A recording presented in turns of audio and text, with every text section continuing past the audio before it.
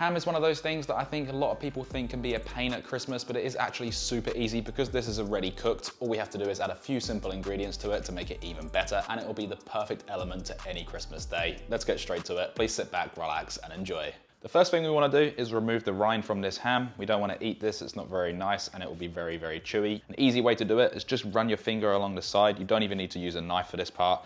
And we're simply just going to lift this up and just drag our fingers through it, and it should just peel away in one piece. Preferably you want to leave the fat that's underneath it. That's going to allow us to get the most flavor out of it as possible. Sometimes though, the fat might come off.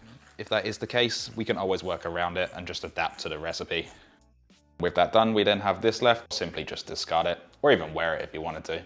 Now with that done, we're going to need a sharp knife. We're going to actually score this on a crisscross pattern or a diamond shape. And this is pretty simple. All we have to do is just run our knife gently across, just leaving about a centimeter gap in between.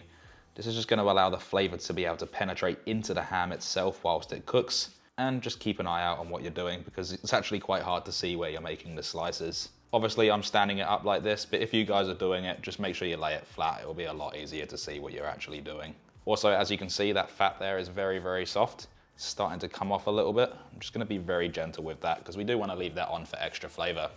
As for the opposite cut, I have rotated the ham. It's just going to make it a lot easier to work with. And then we're just going to come across on a slight angle this time and just get those nice crisscross patterns all across this. Like I said, just be careful with that fat just in case it decides to jump off. And I am going to go a little bit bigger than 1 centimeter on this opposite cut, just so we get nice big diamond shaped pieces. Also, I should probably mention that on the opposite side, we don't need to worry about anything on this. This is just the exposed meat that's hit the smoker and it's obviously gone this color. There's no fat on this side, so we don't need to score it. Now what I have here are whole cloves. We're going to go through and pierce each individual diamond that we've cut. This is completely optional, but it will add fantastic flavor to the surface of the ham. This does take a little bit of time and it is quite fiddly, so just be patient with it, but it will look fantastic when it's all done. Also, the one benefit with cloves as well is it will hold the fat intact, because I like to call them edible nails. So it's actually really good to hold things onto food. Now after 5 hours and you finally have those cloves on, we can then move this out of the way for the time being. But don't worry, it doesn't actually take 5 hours. It takes about 10 minutes, depending on how precise you are. Now our glaze is super simple. We're going to start with 120 grams of brown sugar. This is just going to go in. It's going to add a nice sweetness and a nice caramel molasses-like flavor. Then with that, we're going to add in both 100 milliliters or 100 grams of both maple syrup and honey. Just going to get that all in there.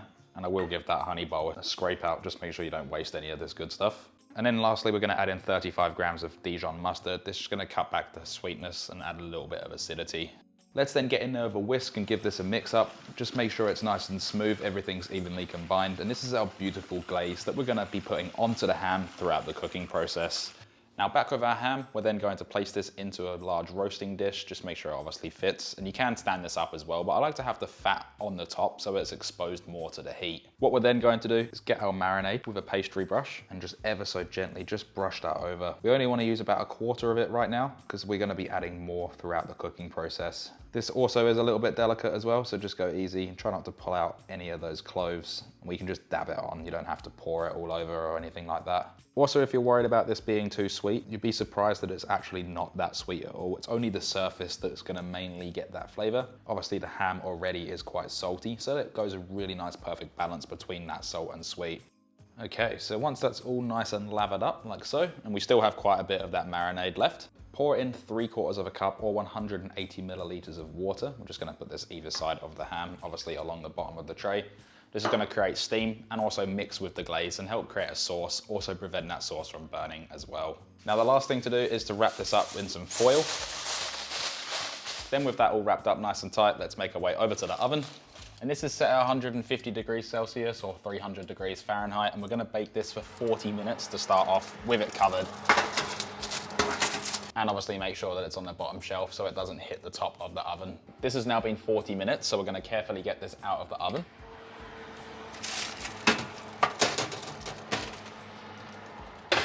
We can then remove the foil. And then as you can see, this has got a nice brown color onto it now. Some of that glaze has gone into the ham as well and underneath that fat. We're then gonna grab our glaze again and we're gonna do the exact same thing as we did before and just dab this on all over. Again, be gentle with it. We don't wanna pull it all apart like what I'm doing here, but just make sure it's all lathered over. So once this is all neatly covered again, everything's all glazed up and ready to go, we can then place this back into the oven. at the exact same temperature. Now this is going to be cooked for 25 minutes uncovered. We're then going to pull it out, re-glaze it back in the oven for another 25 minutes. So all up uncovered is 50 minutes. And the total cooking time of this completely is about an hour and a half. Now this has been in the oven for an hour and a half. We are going to take it out, but just be careful of any escaping steam. And the color on that looks absolutely fantastic. Now what we're going to do is let this rest for 15 minutes, but in the meantime, whilst it's doing that, I'm actually going to remove the cloves because you can eat them, but I really do not recommend them just because they can be overpowering and they do leave a little bit of a numbness on the tongue. Easy way to do it is just use a fork. Then we're just going to go through and very, very gently just pick them out. Some might be a little bit harder than others. Just be careful you don't pull any of the fat off. Once that's all clean, there's no more cloves. There might be a couple here and there. It won't be the end of the world and it actually tastes nice as well. We can then get to the best part. Now our bone runs down this side. You can face it upwards and slice it however you want, but I'd like to simply just get down there and just make those nice thin slices, just like so. Also, the smell that's coming off of this is absolutely insane.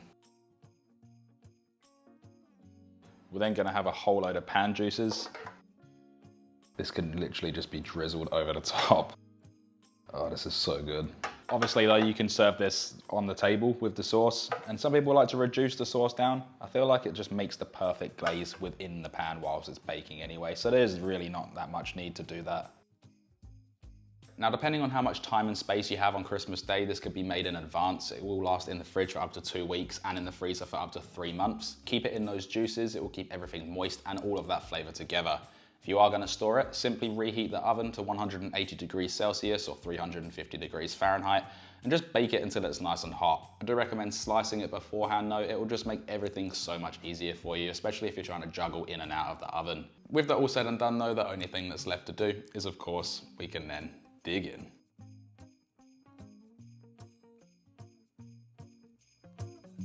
From something so simple and easy, you get the absolute best flavor out of this. It's a little bit sweet, it's a little bit salty. You've got that nice textural crunch on the outside from that nice caramelization. I really do recommend you try this recipe. It is absolutely fantastic. If you enjoyed this video, please hit that like button. It really does help me out, and consider subscribing. And I hope you all have a fantastic Christmas, and I'll see you in the next one. Thanks for watching. Baby, this year it's just gonna be you and me. Hang by the fire and chill. Isn't this how it's supposed to be?